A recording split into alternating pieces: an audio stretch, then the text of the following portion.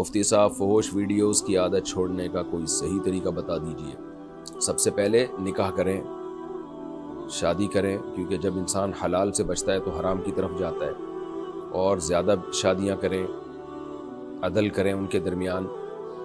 اللہ تعالیٰ نے مرد میں ڈیزائر زیادہ رکھی ہیں، اس زمانے میں تو زیادہ ضرورت ہے خواتین کو بھی، کیونکہ ان کو رشتے نہیں مل رہے، اور مردوں کو بھی کیونکہ ان کی شہوت کو بڑھانے والے بھڑکانے والے ذرائع بہت زیادہ ہیں، زنا کی طرف بھی بلانے والی چیزیں بہت زیادہ ہیں۔ تو اس لیے سب سے پہلا حل جو اللہ اس کے رسول نے بتایا، نکاح۔ دوسری بات یہ، بہت سے لوگ شادی کے بعد بھی نہیں چھوڑتے، یہ ٹھڑک ہوتی ہے ان میں، تو کسی شیخ سے باقاعدہ اصلاحی تعلق قائم کریں، تبلیغ میں 4 مہینے کے لیے نکل جائیں، کسی اللہ والے کی صحبت میں بیٹھیں۔ خاص طور پر یہ جو فحش چیزیں دیکھنے کی جن کو عادت پڑی ہے نا، حضرت فیروز میمن صاحب ہیں، حضرت حکیم اختر صاحب رحمہ اللہ تعالیٰ کے اجل خلفاء میں سے ہیں، ان کی صحبت میں جا کے بیٹھیں۔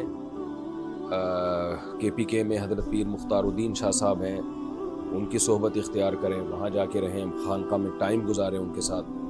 اور بھی ہمارے مشائخ اکابر بزرگ ہیں، جامع الرشید میں حضرت مولانا قاسم صاحب ہیں، حضرت مفتی رشید احمد صاحب رحمہ اللہ تعالیٰ کے خلیفہ، ان کے سے اصلاحی تعلق قائم کریں۔ میرے شیخ مرشد ہیں حضرت مفتی عبدالرحیم صاحب، لیکن ان کے پاس وقت نہیں ہے، تو وہ جو ہے، ورنہ بڑے اللہ والے بزرگ ہیں، وہ ان کی صحبت اختیار کریں، لیکن کیونکہ اب وہ زیادہ مصروف ہیں تو شاید وہ اپنے مریدوں کو، میرا خیال ہے آسانی سے وہ بیعت بھی نہیں کریں گے، کیونکہ وہ ٹائم نہیں دے پاتے تو پھر بیعت بھی نہیں کرتے۔ تو مولانا قاسم صاحب ہیں، فیروز میمن صاحب ہیں، یہ سارے، حضرت مختار الدین شاہ صاحب ہیں، ان لوگوں کی صحبت میں، بزرگوں کی صحبت میں جا کے بیٹھیں، ٹائم گزاریں، تبلیغ میں وقت لگائیں۔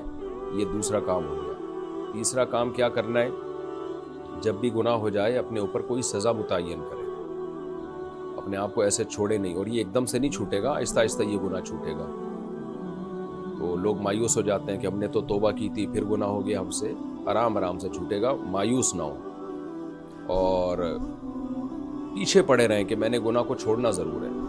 100 بار اگر توبہ ٹوٹتی ہے تو کوئی بات نہیں، 100 بار توبہ کریں آپ، بار بار توبہ کریں گے، اللہ توبہ قبول کرتے ہوئے نہیں تھکتا، خوب سمجھ لو۔ آپ توبہ کر کے تھکیں گے، اللہ نہیں تھکے گا۔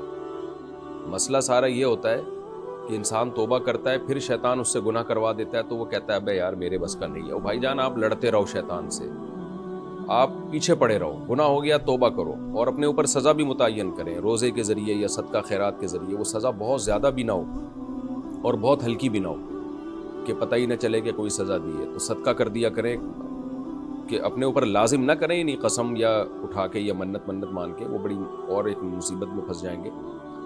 تو عزم کریں پکا کہ اگر مجھ سے یہ گناہ ہوا تو میں اتنی رقم صدقہ کروں گا، یا میں اتنے روزے رکھوں گا، یا میں اتنی رکعت 24 گھنٹے سے پہلے نماز پڑھوں گا۔ اور پھر وہ بہت زیادہ سزا نہ ہو کہ وہ سزا دینا ہی مصیبت بن جائے آپ کے لیے، اور بہت ہلکی بھی نہ ہو کہ جی میں 5 روپے صدقہ کروں گا۔ 5 روپے میں کیا ہوتا ہے بھائی؟